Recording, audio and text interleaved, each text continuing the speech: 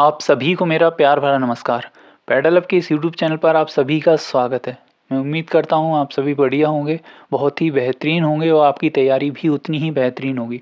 उसी तैयारी को एक कदम और आगे बढ़ाने के लिए आज का हमारे ये प्रैक्टिस सेशन है। और ये प्रैक्टिस सेशन आपका कहीं ना कहीं पार्ट 2 है, जिसमें हमने पार्ट 1 में आपको पता है कि जो आपकी एमआरएस एग्ज़ाम में जितने भी टीचिंग एप्टीट्यूड वाले पार्ट से रिलेटेड क्वेश्चन पीवाईक्यू के तौर पे आपको देखने को मिले थे, उन्हीं का हम कहीं ना कहीं यहाँ एनालिसिस कर रहे हैं, एनालाइज कर रहे हैं। ये जान रहे हैं कि हमारे चंडीगढ़ एग्ज़ाम में भी जो टीचिंग एप्टीट्यूड वाला पोर्सन है उसमें किस तरीके के क्वेश्चन पूछे जा सकते हैं, है ना। क्योंकि जो एग्जामिनर ने ऑलरेडी क्वेश्चन दे रखे हैं उनसे कहीं ना कहीं आपको एक बेसिक आइडिया ये मिल जाता है कि कौन कौन से जो टॉपिक हैं वो एग्जामिनर के पॉइंट ऑफ व्यू से इंपॉर्टेंट है। वो अगली आने वाली एग्ज़ाम्स में भी उनकी आने की संभावना बढ़ जाती है। और एग्जामिनर उन क्वेश्चनों को किस तरीके से मोल्ड करके आपसे पूछता है ना। तो वो एक बहुत अच्छा व्यू पॉइंट होता है ये सब चीज़ें जानने का। तो बढ़ते हैं आज के क्वेश्चनों की तरफ। जैसा कि पता है ये पार्ट 2 है। पार्ट 1 अगर आपने नहीं देखा है तो उसकी लिंक आपको नीचे डिस्क्रिप्शन बॉक्स में मिल जाएगी, आप ज़रूर देखिएगा। तो आज का जो क्वेश्चन है वो है, a good communicator begin his और हर प्रेजेंटेशन विद अ। मतलब एक गुड कम्युनिकेटर जो होगा वो अपनी प्रेजेंटेशन को प्रस्तुत करने के लिए किस चीज़ का उपयोग करेगा, है ना। Audio visual aids, repetitive phrase, ice breaker या कॉम्प्लेक्स क्वेश्चन। तो अगर बात करें एक गुड कम्युनिकेटर की, वो अपनी शुरुआत प्रेजेंटेशन की किस चीज़ से करेगा, तो वो नॉर्मली ये क्वेश्चन जो है JRF नेट से लिया गया है। आपका 2017 में क्वेश्चन देखने को मिला था। इसका जो आंसर माना गया था आयोग के द्वारा वो था आइस ब्रेकर। अब समझते ये हैं, मोस्ट ऑफ दी स्टूडेंट्स ने ये टर्म नहीं सुनी होगी मे बी। तो जैसे आप किसी टॉपिक को या किसी कॉन्सेप्ट को इंट्रोड्यूस करते हैं बच्चों को, तो आप कहीं ना कहीं एक्टिविटी प्लान करते हैं। तो वो एक्टिविटी जिस कैटेगरी के अंतर्गत आती है, जिस सिस्टम में लाई करती है, वो है आपका आइस ब्रेकर टेक्निक, है ना। अगले क्वेश्चन की अगर हम बात करें कि which of the following is और are not the characteristics of evolution. मतलब आपको ये बताना है मूल्यांकन की विशेषता इनमें से कौन सी नहीं है। क्या वो कम्पिटिटिव है नेचर में, ऑब्जेक्टिव बेस्ड है, टेस्टिंग मेजरमेंट के अंतर्गत आता है, या क्वालिटेटिव या क्वांटिटेटिव है इन टर्म्स ऑफ डिस्क्रिप्शन, है ना। तो अगर बात करें आपकी मूल्यांकन की या आकलन की, तो हम सभी जानते हैं जो मूल्यांकन या आकलन के जब हमने प्रकार पढ़े हैं अपने असेसमेंट के अंतर्गत, तो उसमें आपको कुछ गुणात्मक टर्म भी देखने को मिली हैं, कुछ मात्रात्मक भी, है ना। तो फोर्थ वाला इसके अंतर्गत आएगा। ये कहीं ना कहीं टेस्टिंग करते हैं, मेजरमेंट करते हैं आपकी एबिलिटीज़ का, कॉम्पिटेंसीज़ का, तो ये भी इसके अंतर्गत आएगा। ऑब्जेक्टिव बेस्ड होते हैं, आपने जो अभी आप जो एग्ज़ाम दे रहे हैं वो ऑब्जेक्टिव बेस्ड है, वो आकलन के ही अंतर्गत आते हैं, तो ये भी सही है। लेकिन ये कहीं ना कहीं कम्पिटिटिव नहीं होता है बाई नेचर, जो भी आपका आकलन होता है। तो जो इसके अंतर्गत नहीं लाई करेगा वो है आपका ऑप्शन नंबर 1, है ना।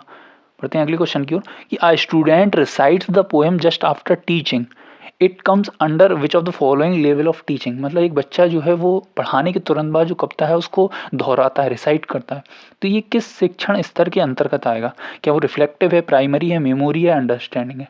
तो आपने शिक्षण के कई स्तर पढ़े हैं जो मेनली 3 स्तरों में डिवाइडेड है आपका शिक्षण, ठीक है। इसमें आपका प्राइमरी तो आता नहीं है, ठीक है, तो ये आपका एलिमिनेट हो जाएगा। इस पर बेस्ड कई प्रैक्टिस सेशन में हमने क्वेश्चन करा रखे थे, अगर आपने एमआरएस का प्रैक्टिस सेशन देखा होगा। और मैं यही आपको रिकमेंड करूंगा कि चंडीगढ़ में जो टीचिंग एप्टीट्यूड वाला पार्ट है उस पर भरपूर मात्रा में क्वेश्चन हमने ईएमआरएस एग्जाम की टीचिंग एप्टीट्यूड वाले पार्ट में करा दिए, क्योंकि टॉपिक आपके बदले तो जाएंगे नहीं। तो अगर आपको प्रैक्टिस को और बेहतर करना है तो आप वो सारे प्रैक्टिस सेशन जरूर देखिएगा, है ना। उनसे आपको एक समझ डेवलप होगी कि जरूर नहीं है वो सेम क्वेश्चन देखने को मिले, लेकिन आपको एक क्वेश्चनों को अटेम्प्ट करने का आइडिया लगेगा और क्वेश्चन की वैरायटी मिलेगी, है ना। तो अब बात करते हैं इस क्वेश्चन की। तो इसमें बात करें रिसाइट अगर पोएम कर रही है तो चिंतनशील रिफ्लेक्टिव थिंकिंग लेवल में नहीं आई, क्योंकि ये सबसे उच्च स्तर है ना। बात करते हैं किस में आएगी, तो ये आपकी मेमोरी में देखने को मिलेगी। तो option number 3 will be the right answer of this question. अगले क्वेश्चन की अगर बात करें, which of the following are not the characteristics of teacher centred approach. आपको ये बताना है कि टीचर सेंटर्ड अप्रोच के अंतर्गत कौन सी करेक्टरिस्टिक्स इनमें से शामिल नहीं है ना। यहाँ नहीं वर्ड पे थोड़ा ज़्यादा फोकस करिएगा, ठीक है। जिन बच्चों को इस क्वेश्चन को हिंदी में देखना हो वो देख सकते हैं। तो छात्रों और शिक्षकों के बीच बातचीत के जरिए ज्ञान का संचार होता है, ठीक है। सही उत्तर पर ज़्यादा केंद्रित ध्यान होता है। सीखने की दर जो है उस शिक्षण की जगह कहीं ना कहीं अधिगम पर ज़्यादा फोकस होती है। या अगर बात करें कि the students are writing down the dictation given by the teacher, मतलब बच्चे वो लिखते हैं जो टीचर द्वारा बोला जाता है, डिक्टेट किया जाता है, ठीक है। तो टीचर सेंटर्ड अप्रोच में कौन सा नहीं आएगा, आपको ये चीज़ बतानी। तो देखो, जब टीचर डिक्टेट कर रहा है किसी चीज़ को, डिक्टेशन को बच्चे राइट कर रहे हैं, ये आएगा उसके अंतर्गत, ठीक है। अब इसमें focus on learning rather than teaching, learning पे ज़्यादा फोकस होगी, टीचिंग पे कम फोकस होगी, तो ये आपका टीचर सेंटर्ड में नहीं आएगा, ठीक है। कॉन्सेंट्रेशन और राइट आंसर बिल्कुल उनका ध्यान किस पे होगा, टीचर सेंटर्ड में, सही उत्तर पर ज़्यादा ध्यान होगा।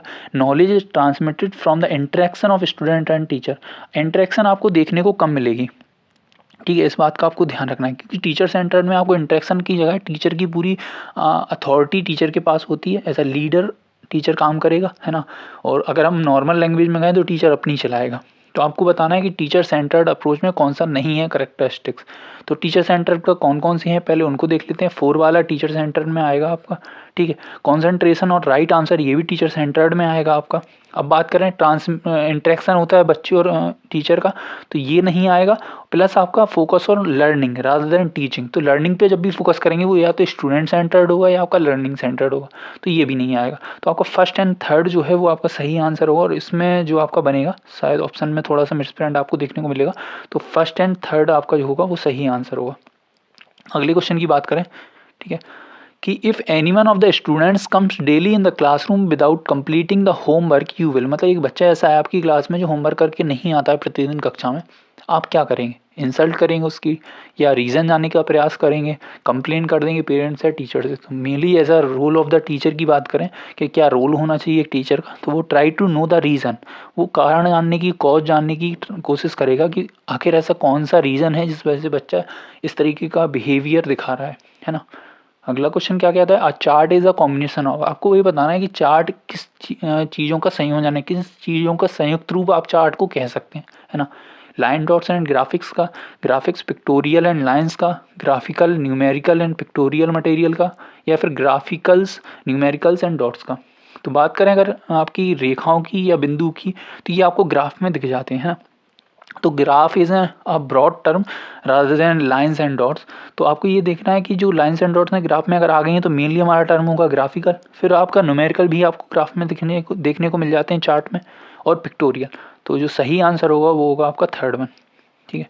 अगले क्वेश्चन की बात करें, which of the following is a major virtue of learning, आपको ये बताना है कि अधिगम का सबसे प्रमुख गुण कौन सा माना जाता है। Behaviour modification, recognition of things, मतलब चीज़ों को पहचानना, एम्प्लॉय में रोजगार के लिए तैयारी करना, या कहीं ना कहीं चीज़ों को याद करने की क्षमता को विकसित करना। तो जब आप अधिगम पढ़ते हैं तो पहली जो डेफिनेशन अधिगम के अंतर्गत आती है वो है आपका अधिगम जो है आपके व्यवहार में होने वाला परिवर्तन है। तो इसका जो सही आंसर होगा वो होगा आपका बिहेवियर मॉडिफिकेशन, ठीक है। आई होप आपको ये चीज़ क्लियर हो गई होगी। और इससे मेनली ये है आपको समझ डेवलप करनी है, आप कितनी बेहतरीन तरीके से इन चीज़ों की समझ डेवलप करते हैं, क्योंकि कॉन्सेप्ट को समझना अलग बात है, कॉन्सेप्ट को रटना अलग बात है, ठीक है। रट के आप कुछ चुनिंदा क्वेश्चनों के जवाब दे सकते हैं लेकिन सारे क्वेश्चनों को अटैम्प्ट नहीं कर सकते। बात करें डिडक्टिव आर्गूमेंट, आप कब इनवैलिड बताएंगे कि ये डिडक्टिव जो आर्गूमेंट है वो इनवैलिड है। तो इनवैलिड चीज़ों को हम जब कहते हैं कि उनका जो रिजल्ट है या जो कंक्लूजन निकलने वाला है वो कहीं ना कहीं फॉल्स अगर आपके सामने है या असत्य तौर पे देखने को मिल जाए, तब आप कहेंगे वो चीज़ इनवैलिड है।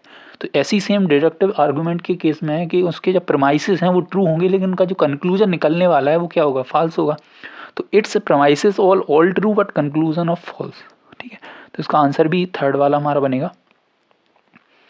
अगला क्वेश्चन है कि in a classroom the probability of message reception can be enhanced by, मतलब आप संदेश ग्रहण करने की क्षमता बच्चों की किस प्रकार बढ़ा सकते हैं। Exposing the ignorance of student, ignore करके उनको, इंक्रीजिंग द इन्फॉर्मेशन, मतलब सूचना को ज़्यादा से ज़्यादा बढ़ा के, या जो आपका ऑडिबल टूल है उसकी हाई डिसिबल करके फ्रिक्वेंसी को, या स्टेब्लिशिंग अ व्यू पॉइंट, मतलब उनके सामने एक दृष्टिकोण स्थापित करके।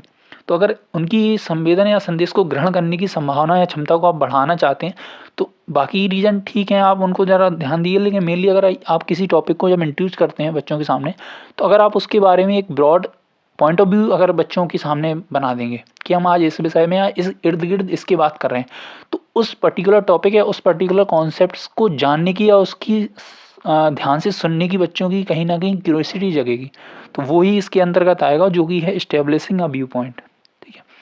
अगर आपका इससे रिलेटेड कोई और आपका कुछ आंसर है, अगर आप उसका एक्सप्लेनेशन देना चाहें तो आप ज़रूर दीजिएगा, हम उसको बिल्कुल देखेंगे।